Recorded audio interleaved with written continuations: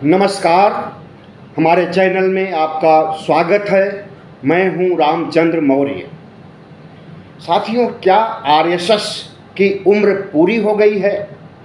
RSS पतन की ओर उन्मुख है? क्या आरएसएस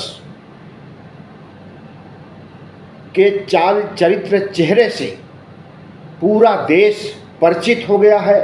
खास करके ओबीसी, एससी, एसटी के लोग भली भांति आरएसएस को परख लिए हैं कि यह संगठन हमें विकास की ओर नहीं, विकसित भारत की ओर नहीं, ओबीसी, एससी, एसटी के हक अधिकार, उनकी जनगणना की ओर नहीं, बल्कि यह हमें 4000 साल की गुलामी, जहालत, वर्ण व्यवस्था के दंश की ओर ले जाना चाहता है। ऐसे में पूरे देश से बहुजन समाज की आवाज़ प्रतिध्वनित हो रही है कि आरएसएस की अब ज़रूरत नहीं है।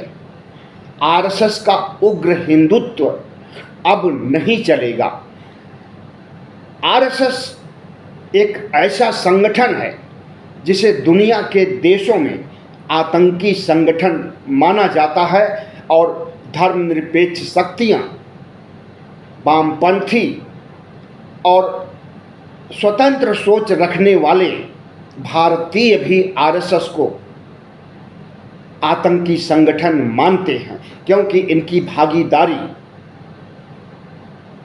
हादसे, बलवे, दंगे भड़काने और हिंदू मुस्लिम करके मुसलमानों का कत्लेआम करने, मुसलमानों को देश से निकाल बाहर भेजने की चाल जो चली जा रही है आरएसएस की, या चलने की कोशिश की गई है, क्या इससे आरएसएस और मजबूत होगा? हम समझते हैं कि आरएसएस की स्थापना 1925 में हेडगेवार ने किया। तो 1925 हेडगेवार से लेकर के 2024 के मोहन भागवत तक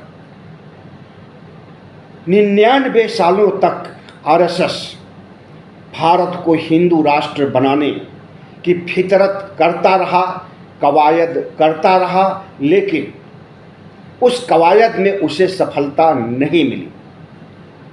आंशिक सफलता जरूर मिली उसे, जो उसके एजेंडे में थे, जैसे 370 और राम मंदिर का निर्माण, बाबरी मस्जिद को ढहाना।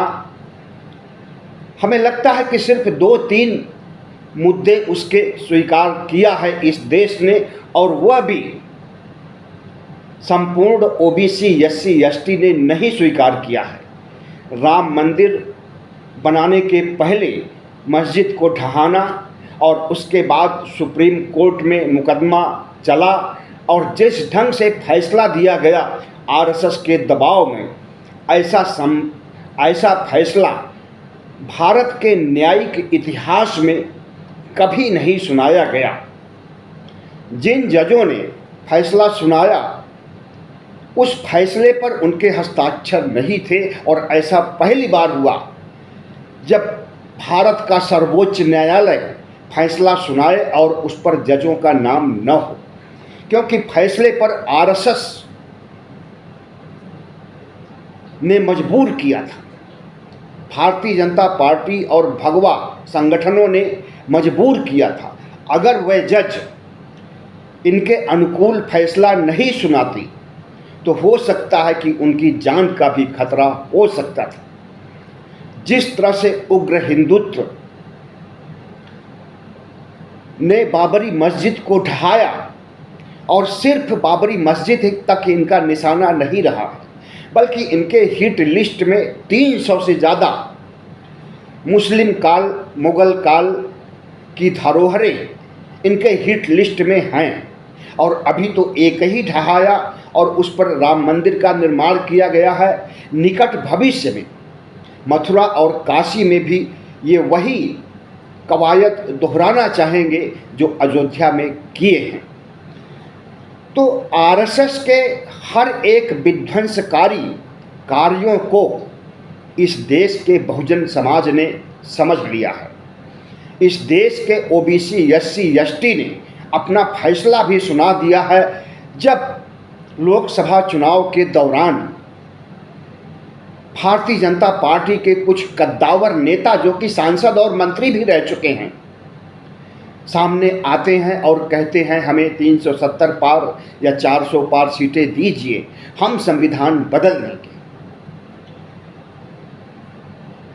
भारतीय जनता पार्टी और आरएसएस की जो प्लानिंग थी, वह प्लानिंग 2014 से ही इम्प्लीमेंट करने के लिए संघ दबाव डाल रहा था मोदी पर।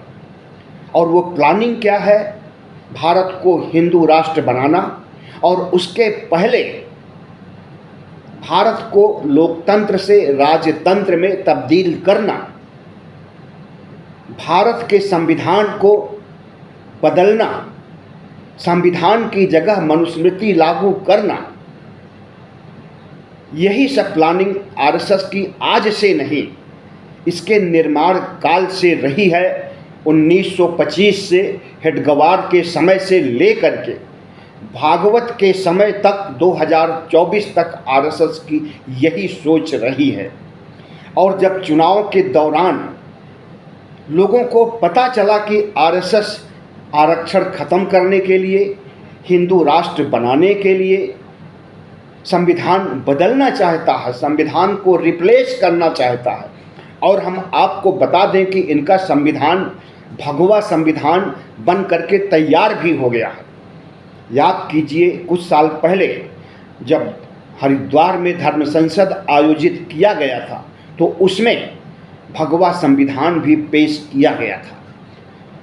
भारतीय जनता पार्टी के नेता और वकील भी हैं, सुप्रीम कोर्ट में भी प्रैक्टिस करते हैं, अश्विनी उपाध्याय ने धर्म संसद हरिद्वार में भगवा संविधान भगवा कपड़े में लपेट करके पेश किया था। और साधु संतों ने दावा किया था कि जब हिंदू राष्ट्र बनेगा तो यही संविधान लागू होगा। तो जाहिर है कि जो संविधान इन्होंने बना रखा है पहले से, वह मनुस्मृति पर आधारित संविधान है। जिस समय संविधान बन रहा था और बनने के बाद बाबा साहब डॉक्टर भीमराव अंबेडकर ने संविधान सभा में उसे पेश किया, तो उसके प्रारूप को पढ़ करके, संविधान की मुख्य बातें जान करके आरएसएस के लोगों ने ही कहा कि इस संविधान में मनुस्मृति से कुछ भी नहीं लिया गया है और विदेशों से लिया गया है, दुनिया के देशों से दूसरे संविधानों की चोरी की गई है, तब भारत का संविधान बनाया गया है। तो आज से इनका संविधान का विरोध नहीं है। संविधान जैसे बनता है उसी समय से इनका विरोध शुरू हो गया था। यहाँ तक कि संविधान की प्रतियां जलाई गई, संविधान के खिलाफ लेख लिखे गए और संविधान के खिलाफ रैलियां, सम्मेलन, बैठकें, सेमिनार किए गए। ऐसे में माना जा सकता है कि आरएसएस संविधान के प्रति कभी भी समर्पित नहीं रहा है। और प्रधानमंत्री नरेंद्र मोदी के 2014 से 24 तक जितने भी काम रहे हैं वे सब संविधान विरोधी रहे। हालांकि आरएसएस के मुख्य मुद्दे को, हिंदू राष्ट्र के मुद्दे को प्रधानमंत्री नरेंद्र मोदी ने लागू करने की कोशिश नहीं की। अगर वह कोशिश करते तो 2014 से 19 तक ही रह पाते, 2019 में उनकी सरकार नहीं बन पाती। जो काम 2024 में ओबीसी, एससी, एसटी के मतदाताओं ने संविधान के नाम पर किया है, अगर हिंदू राष्ट्र की तरफ बढ़ते तो इनकी बुरी हार 2019 में ही हो जाती। और इस बात को मोदी अच्छी तरह से समझ रहे थे, लेकिन उनका यह मानना था कि 400 पार सीटें ला करके और संविधान को बदलने के लिए अभी कोशिश नहीं किया जाए, यह एजेंडा गुप्त रखा जाए। लेकिन वह गुप्त एजेंडा चुनाव के समय जब लीक हो गया तब ओबीसी एससी एसटी के कान खड़े हो गए और ओबीसी एससी एसटी के लोगों ने भारतीय जनता पार्टी को वोट नहीं दिया कई राज्यों में। हालांकि कुछ राज्य ऐसे हैं जहां पर ओबीसी एससी एसटी की आंखें अभी नहीं खुली हैं, लेकिन इतना समझ लीजिए कि इस देश में इस समय दो धाराएं चल रही हैं। पहली धारा है मनुवाद की, जो हमें गुलामी की ओर, जहालत की ओर, वर्ण व्यवस्था की ओर, क्रूरता की ओर, इतिहास के काले अध्याय की ओर ले जाना चाहता है और उस मनुस्मृति युग में रामराज स्थापित करना चाहता है। लेकिन उस समय का रामराज का काला चिट्ठा अगर आप पढ़ लीजिए तो आप सिर पीटेंगे। राम राज्य में क्या क्या होता था, राम राज्य की आदर्श परक अच्छी अच्छी बातें बताई जाती हैं, लेकिन राम राज्य की हकीकत नहीं बताई जाती। राम राज्य में महिलाओं का उत्पीड़न कितना होता था, शूद्रों का उत्पीड़न, उनके ऊपर अत्याचार कितना होता था, यह बताने वाला आपको कोई नहीं है। और महिला वो चाहे उच्च वर्ग की हो, सवर्ण वर्ग की रही हो, वह चाहे निम्न वर्ग की हो या मध्यम वर्ग की हो, हर महिला मनुस्मृति में एक समान मानी गई है। और महिलाओं के हालात मनुस्मृति में शूद्रों की तरह है। जो अत्याचार, उत्पीड़न, वर्ण व्यवस्था का दंश शूद्रों को झेलना पड़ रहा था, वही महिलाओं को, ऊंची जाति की महिलाओं को भी, ब्राह्मण, क्षत्रिय, वैश्य की महिलाओं को भी शूद्र के नज़रिए से देखा जाता था और शूद्र जैसी प्रताड़ना की जाती थी। रामराज में ही शंभुक का वध किया गया, क्योंकि वह पढ़ाई लिखाई कर रहा था, तपस्या कर रहा था, शिक्षा का प्रचार कर रहा था, इसलिए उसका कत्लेआम किया गया। और पता नहीं कितने शंभुक, एकलव्य हुए होंगे जिनका कि इतिहास नहीं है। इतिहास तो वैसे ये है ही नहीं, गल्प है, कहानी है, मिथक है, और मिथक इतिहास नहीं होता है। लेकिन जिस तरह से राम को, कृष्ण को, शिव को इन लोगों ने पेश किया है, वह तो इतिहास से और वर्तमान से ज़्यादा ये उन्हीं को मानते हैं जो कल्पना लोक की बातें हैं उसमें इनका विश्वास होता है, और जो हकीकत में होता है, जो आज गरीबी, बेरोजगारी, जहालत है, उसकी ओर इनका ध्यान नहीं रहता। कल्पना लोक में जा कर के ये 1, 2, 3 नहीं 33 करोड़ देवी देवता पैदा कर देते हैं, और उन्हीं देवी देवताओं का आतंक और भय दिखा करके इस देश के लोगों का दिमाग परिवर्तन किया गया, माइंड डाइवर्ट किया गया। जिन्हें कि विकास की ओर, शिक्षा की ओर, आगे बढ़ने की ओर जाना चाहिए था, उन्हें मानसिक गुलाम बनाए रखा गया। और आरएसएस अब भी चाहता है कि वह मानसिक गुलामी बनी रहे, वह गरीबी, वह जहालत, वह वर्ण व्यवस्था का दंश अभी भी बना रहे। और जिस युग में मनुस्मृति लिखी गई थी, उस युग में भारत को ले जाने की कुटिल चाल चली जा रही है।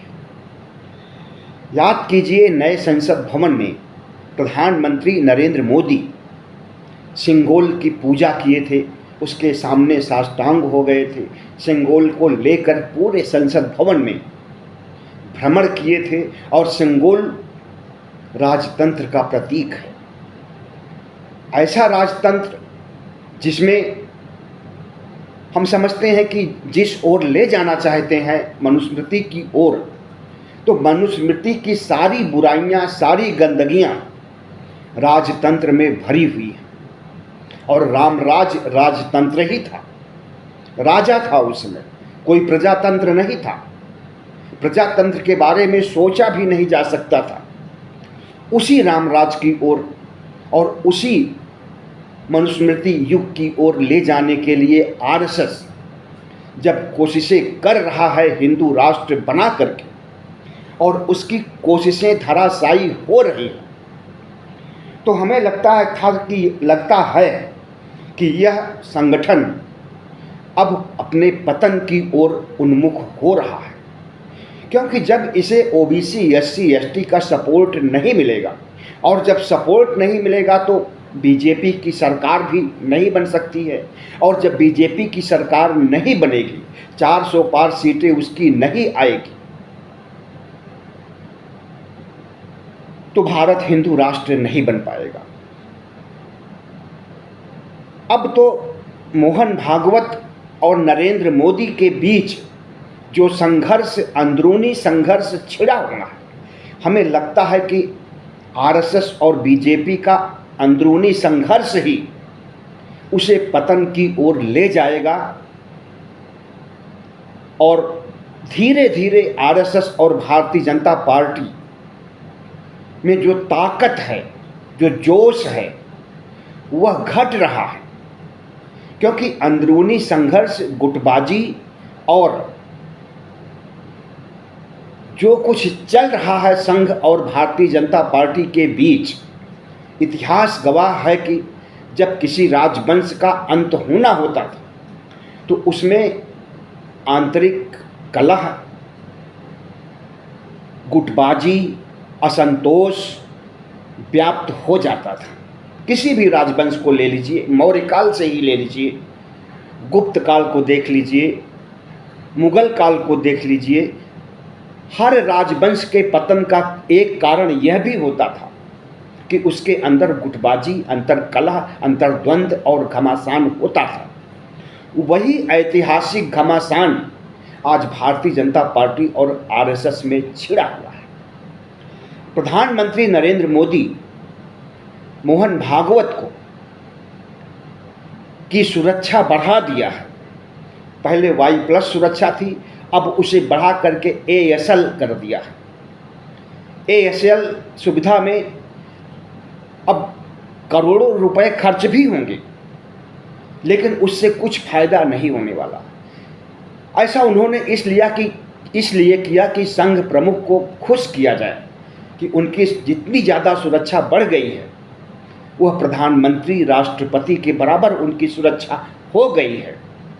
अब वह प्रधानमंत्री, राष्ट्रपति से बड़ा अपने को महसूस करें कि प्रधानमंत्री नरेंद्र मोदी उनकी कितनी कद्र करते हैं, उनके जान की कितना परवाह करते हैं, कि सबसे बड़ी सुविधाएं उन्हें मिल गई हैं सुरक्षा से संबंधित। लेकिन आरएसएस प्रमुख भी समझ रहे हैं कि उनकी सुरक्षा इतना ज़्यादा क्यों बढ़ाई गई। उनके ऊपर निगरानी रखने के लिए, उनकी जासूसी कराने के लिए, मोहन भागवत की तो बात छोड़िए, शरद पवार की सुरक्षा बढ़ा दी गई है, जबकि शरद पवार के लिए कोई संकट नहीं है, कभी भी संकट नहीं रहा है, और उनके पास जो सुरक्षा कर्मी होते थे वही पर्याप्त होते थे।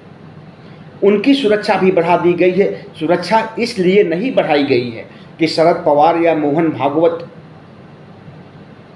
की रक्षा हो सके, सुरक्षा इसलिए बढ़ाई गई है कि नरेंद्र मोदी के पास मोहन भागवत के आसपास क्या कुछ चल रहा है, मोहन भागवत किससे मिल रहे हैं, क्या बातें कर रहे हैं, क्या रणनीतियां बना रहे हैं, उस सब की जानकारी प्रधानमंत्री नरेंद्र मोदी को हो जाए। इसलिए आरएसएस प्रमुख और ज़्यादा आक्रामक होते जा रहे हैं, और अभी परसों पुणे की बैठक में भी उन्होंने नरेंद्र मोदी पर प्रहार किया और कहा कि नरेंद्र मोदी अगर अपने को ईश्वरीय अवतार मानते हैं तो उनके मानने से वह ईश्वर नहीं हो जाएंगे, बल्कि इस देश की जनता जब उन्हें ईश्वर का प्रतिनिधि या ईश्वर का स्वरूप मानेगी तो वही माना जाएगा। बल्कि जो दंभ नरेंद्र मोदी के अंदर है उसको उन्होंने खारिज कर दिया बगैर नाम लिए नरेंद्र मोदी का। तो जो कुछ आरएसएस में चल रहा है वह उसे पतन की ओर ले जा रहा। राहुल गांधी जितना प्रहार आरएसएस पर आज से नहीं, जब से होश संभाले हैं, या यूं कहें कि जब से पहली बार सांसद बने हैं 2004 में, तभी से आरएसएस के खिलाफ, आरएसएस के चाल चरित्र चेहरे को इस देश के सामने उजागर कर रहे हैं। आपको बता दें कि राहुल गांधी के खिलाफ 24 से अधिक मुकदमे चल रहे हैं, जिसमें ज़्यादातर मुकदमे आरएसएस की आलोचना, सावरकर की आलोचना से ही संबंधित हैं। आरएसएस प्रमुख मोहन भागवत के चाल चरित्र चेहरे को हेडगेवार से लेकर के भागवत के चाल चरित्र चेहरे को राहुल गांधी ने इस देश की जनता को अच्छी तरह से समझा दिया है, और आए दिन राहुल गांधी सावरकर पर, आरएसएस पर और भारतीय जनता पार्टी की गलत नीतियों पर बोलते हैं। राहुल गांधी जब 7 सितंबर 2022 को भारत जोड़ो यात्रा शुरू किए थे, तो वह एक दिन पहले 7 सितंबर को 2 साल पूरे हो गए। उस यात्रा से राहुल गांधी को जो ताकत मिली है, और उस यात्रा में जो 2 बातें उन्होंने, या 2 नारे उन्होंने दिए थे, वही नारे उन्हें आज नेता विपक्ष तक ले गया। वे नारे क्या थे? नफरत के बाजार में मोहब्बत की दुकान, और दूसरा नारा था डरो मत। तो राहुल गांधी किसी से डरे नहीं। संसद से सड़क तक आरएसएस की पोल खोले, नरेंद्र मोदी की, अडानी अंबानी की। कौन सा ऐसा एजेंडा या मुद्दा नहीं रहा है जिस पर कि राहुल गांधी मुखरता से न बोले। और जिस तरह से ओबीसी की जनगणना, शासन प्रशासन, राजनीति और समाज में उनकी भागीदारी सुनिश्चित करने के लिए, ओबीसी जनगणना कराने के लिए राहुल गांधी मुखर हुए हैं, और आरएसएस बीजेपी पर दबाव बनाए हैं, तो अंततः आरएसएस को मानना ही पड़ा कि जातीय जनगणना होनी चाहिए, और इस देश की पिछड़ी जातियां, जो अति पिछड़ी जातियां हैं, उनके लिए लोक कल्याणकारी काम होना ही चाहिए, और इसे राजनीति का मुद्दा नहीं बनाया जाना चाहिए। तो राहुल गांधी राजनेता हैं, विरासत में राजनीति मिली है उन्हें, उनके पुरखे कई पीढ़ियों से इस देश पर राज कर रहे हैं। तो राहुल गांधी राजनीति नहीं करेंगे तो कौन करेगा? और जब राहुल गांधी ने आरएसएस के सामने, बीजेपी के सामने एक बड़ी लकीर खींच दी है, ओबीसी जनगणना कराने के लिए, ओबीसी एससी एसटी को हक अधिकार दिलाने के लिए, संविधान की रक्षा करने के लिए, धर्मनिरपेक्ष भारत को हिंदू राष्ट्र बनाने से बचाने के लिए, तो वह बड़ी लकीर अब नरेंद्र मोदी, मोहन भागवत और जितने भी हिंदू संगठन, संत महंत से लेकर शंकराचार्य तक हैं, उस बड़ी लकीर को अब नहीं मिटा सकते हैं। हम समझते हैं कि उस लकीर को मिटाने के चक्कर में ये खुद ही मिट जाएंगे, क्योंकि जिस तरह से आरएसएस और भारतीय जनता पार्टी के अंदर का घमासान सामने आया है, उसमें राहुल गांधी को मशक्कत नहीं करनी है आरएसएस को ख़त्म करने के लिए। इस देश के ओबीसी एससी एसटी को मशक्कत नहीं करनी है आरएसएस को ख़त्म करने के लिए। आपस में ही ये लड़ कट करके मर जाएंगे। प्रधानमंत्री नरेंद्र मोदी 2014 से 24 तक हिंदू राष्ट्र बनाने के लिए उर्वर भूमि तैयार नहीं कर सके। संविधान को ख़त्म करने के लिए मशक्क़त नहीं कर सके, और जब संविधान को बचाने के नाम पर उन्हें कम वोट मिले तो सबसे पहले शपथ लेने से पहले संविधान को ही माथे से लगाते हैं और दिखाना चाहते हैं कि संविधान के प्रति हमारी कितनी निष्ठा। लेकिन उस निष्ठा को इस देश के ओबीसी, एससी, एसटी के लोग अब समझ गए हैं। अंत में 3 सवाल। पहला सवाल ये है कि बदलते वक्त में देश आगे बढ़ना चाहता है, देश विकसित होना चाहता है। विकसित राष्ट्र की सूची में शामिल होकर के इस देश के ओबीसी, एससी, एसटी और पूरे समाज, सवर्ण समाज भी की सुख सुविधाओं और उनके विकास के बारे में सोचा जाना चाहिए। लेकिन संघ भारतीय जनता पार्टी देश को आगे ले जाने के बजाय देश को 4000 साल पहले मनुस्मृति की ओर ले जाना चाहता है। तो क्या आप उसका समर्थन करेंगे? दूसरा सवाल, ओबीसी, एससी, एसटी जो कि बहुजन कहे जाते हैं, मूल निवासी कहे जाते हैं, इनकी आंखें अब खुल रही हैं। हम यह नहीं कहते हैं कि सभी ओबीसी, एससी, एसटी की आंखें खुल चुकी हैं, खुल रही हैं। और अंबेडकरवाद, बाबा साहब का संविधान और जो बयार बह रही है बुद्धिज्म की, जो बयार बह रही है अंबेडकरवाद की, उस बयार से आंखें खुल रही हैं। और जिस दिन आधे से अधिक ओबीसी, एसटी, एसटी की आंखें खुल जाएंगी, उस दिन भारतीय जनता पार्टी और आरएसएस जैसी संस्था इस देश में नहीं रह जाएगी। आरएसएस चाहता है कि जिस तरह से सदियों तक इनका शोषण, दमन, अत्याचार, वर्ण व्यवस्था का दंश दे करके इन्हें गुलाम बनाए रखा गया है, उसी तरह से आगे भी ये बने रहें। लेकिन अब ऐसा कतई नहीं होने देंगे। इस देश के ओबीसी, एससी, एसटी के जागरूक लोग, और वही जागरूक जो नहीं जगे हैं, उन्हें जगाने का काम भी बखूबी कर रहे हैं। बाबा साहब बहुत पहले समझ गए थे संघ की फितरत। जब संविधान लागू होने के बाद संघ ने संविधान का विरोध किया तो बाबा साहब समझ गए थे कि भारत को किस संविधान की ओर ये ले जाना चाहते हैं। तो प्रतीकात्मक रूप से उन्होंने मनुस्मृति की होली जलाई थी, मनुस्मृति का दहन किया था। और इस देश के लोग आज बाबा साहब की मनुस्मृति दहन करने की फीलिंग को अच्छी तरह से समझ रहे हैं। इस वजह से आरएसएस से नफरत कर रहे हैं। और भारतीय जनता पार्टी जो आरएसएस की राजनीतिक शाखा है, उससे मोह भंग हो रहा है ओबीसी, एससी, एसटी का।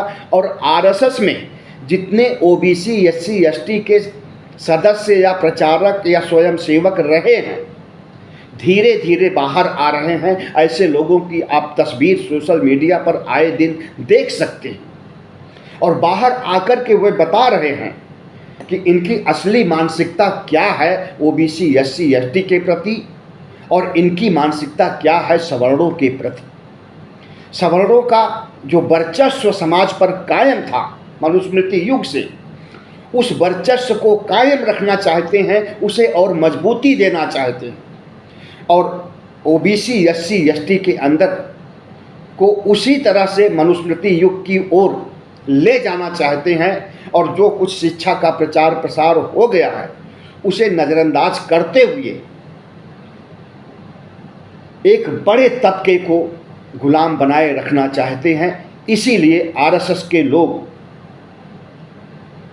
पूरे तंत्र पर कब्जा कर बैठे हैं, शिक्षा पर कब्जा कर लिए हैं। तमाम विश्वविद्यालयों में कि जितने भी कुलपति बनाए गए हैं सब आरएसएस के हैं।